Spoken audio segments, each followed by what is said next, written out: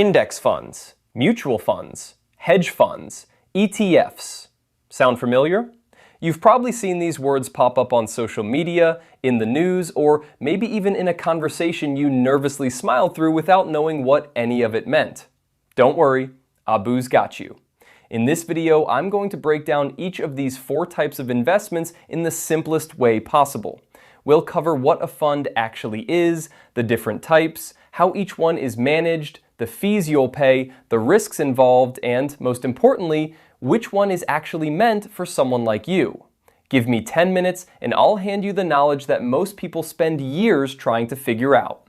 One quick note before we start. Nothing in this video is financial advice. I'm just here to help you understand what these things are. Before we get into the types, let's make sure we understand what a fund even is, because once you get this, everything else clicks. Imagine you and 4 of your friends want to go on a road trip. None of you has enough money alone to cover fuel, food, hotels, and everything else. But if each of you throws in a little, suddenly you've got a budget that covers the whole trip, and everyone gets to come along for the ride. That's basically what a fund is. A group of people put their money together into one shared pool. That pooled money is then invested across a wide range of things: stocks, bonds, real estate, and more. Instead of each person trying to manage individual investments on their own, the fund does it for them, and everyone shares in whatever results come from those investments. Simple, right? Now let's look at the different types, because not all funds work the same way. Let's start with index funds, probably the most talked about type on social media. You've definitely seen content creators say something like, just put your money in an index fund and forget about it. But what does that actually mean? An index fund is a fund that doesn't try to pick winning stocks. Instead, it just copies a list called an index of companies. So what's an index? Think of it like a ranking or a representative sample of the market. It's a pre-made list designed to reflect a specific part of the financial world. The most famous one is the S&P 500, a list of the 500 largest and most established companies in the United States. When people say the market went up today, they usually mean the S&P 500 went up. Now, there are all sorts of different indexes out there. The NASDAQ tracks tech-heavy companies, think Apple, Microsoft, Nvidia, Amazon, and Meta. Over the past decade, it's been one of the strongest performing indexes thanks to the explosion of technology. The Dow Jones Industrial Average, or just the Dow, tracks 30 large, well-established companies across a variety of industries, like Coca-Cola, Boeing, and Goldman Sachs. And there are many more, for small companies, international markets, emerging economies, specific sectors like healthcare or energy, and so on. The key thing about index funds? They're passively managed. There's no fund manager sitting in an office deciding what to buy or sell every day. The fund simply mirrors the index, automatically, consistently, no second guessing. And because there's no active manager to pay, the fees are incredibly low. Index funds typically charge an annual fee, called an expense ratio, of anywhere between 0.02% and 0.20%. To put that in real numbers, if you invest $1,000, you'd pay between just 20 cents and $2 per year in fees. That's basically nothing. Some of the most popular index funds today are managed by Vanguard, BlackRock, which runs the iShares lineup, and Fidelity. For example, Vanguard's S&P 500 ETF, VOO, has an expense ratio of just 0.03%, with over $600 billion in assets under management. BlackRock's SPY is the single largest ETF in the world, with over $635 billion. And Invesco's QQQ, which tracks the NASDAQ 100, sits at 0.20% with around $312 billion in AUM. Now, here's something important to understand about how index funds work when it comes to buying and selling. Unlike stocks, you can't buy an index fund at any random moment during the day and lock in a live price.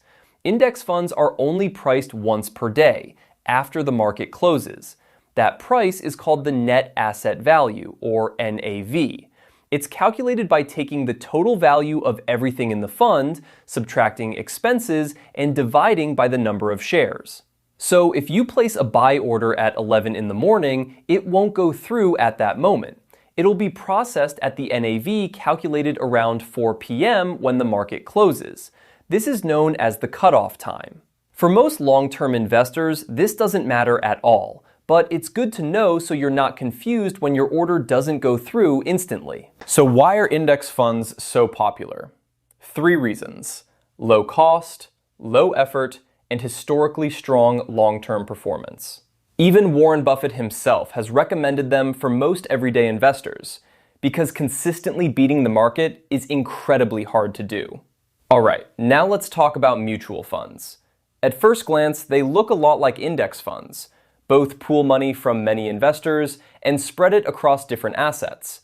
But the big difference is in how they're run. Mutual funds are actively managed. That means there's a professional fund manager, or sometimes an entire team, constantly researching, making calls, and deciding which stocks or bonds to buy and sell. Their job is to beat the market, to outperform a benchmark like the S&P 500 by picking the right things at the right time. Sounds great in theory, but here's the catch. All that active management comes at a cost. Mutual fund expense ratios typically range from 0.5% to 1.5% per year, and sometimes even higher. That's 5 to 10 times more expensive than a typical index fund. And here's the uncomfortable truth. Study after study shows that most actively managed funds don't consistently beat the market over the long run. You're paying more for results that often don't justify the extra cost. That said, some investors still prefer mutual funds because they want access to a specific strategy, sector, or region that may not be easily available through a simple index fund. It can also be a useful diversification tool. Some of the biggest mutual fund providers include Vanguard, Fidelity, and JP Morgan. They each offer a wide range of funds, some actively managed, some passively managed, so always check which type you're actually putting your money into. One more thing. Just like index funds, mutual funds only execute trades at the end of the day. You can place your order anytime, but it'll be processed after the market closes. Now we're getting into very different territory. Hedge funds are a completely different creature compared to everything we've talked about so far. The name comes from the idea of hedging, or protecting against risk. But in practice, hedge funds are more about chasing big returns using complex, high-risk strategies. So what exactly is a hedge fund? It's a private investment fund that pools money from wealthy individuals or large institutions and uses that money to invest across all kinds of assets: stocks, bonds, currencies, real estate, derivatives, and more. But unlike mutual or index funds, hedge funds often use aggressive tactics like short selling, betting that a stock's price will fall; leverage, borrowing money to invest more than you actually have; derivatives, complex financial contracts used to amplify returns or manage risk. These funds are run by managers with a lot of freedom to make bold moves. That can mean enormous gains, but also enormous losses, which is exactly why hedge funds are generally only open to accredited investors, people with a very high net worth or income, because the risks are on a completely different level. And the fees? Hedge funds are famous for the so-called 2 and 20 model, a 2% annual management fee on top of 20% of any profits the fund generates. That's dramatically more expensive than index funds or mutual funds. To justify those fees, hedge funds need to deliver much higher returns, but that also comes with much higher volatility and risk. Finally, let's talk about ETFs, exchange-traded funds. These are often described as the best of both worlds, sitting somewhere between individual stocks and index funds. Like a stock, an ETF trades on the stock exchange throughout the entire day.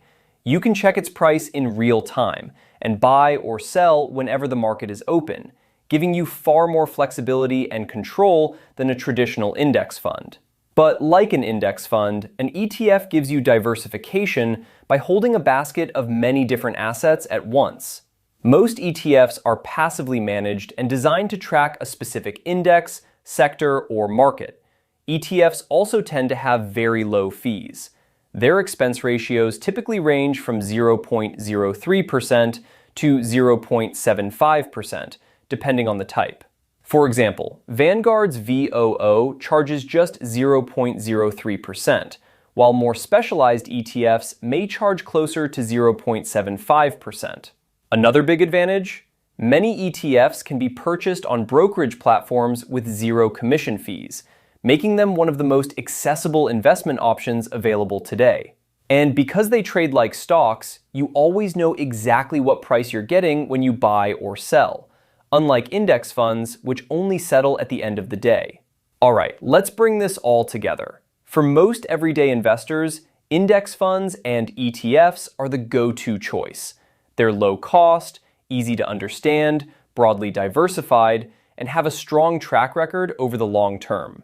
If you're just starting out or don't want to spend hours managing your money, these are where most experts, including Warren Buffett, point people. Mutual funds might make sense if you believe in a specific fund manager strategy, want access to a particular sector or region, or prefer a more hands-off approach with some active guidance behind it. Just be aware of the higher fees and the reality that most actively managed funds don't beat the market consistently. Hedge funds are designed for high net worth individuals who are comfortable with significant risk and are willing to pay premium fees for the potential of outsized returns.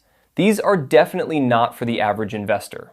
And that's a wrap. I hope this video gave you a clear picture of how these 4 types of funds actually work, and which one might be right for you down the road. If this helped you out, please hit that like button and subscribe to ScribbleFinance. It genuinely means a lot. I'll see you in the next one.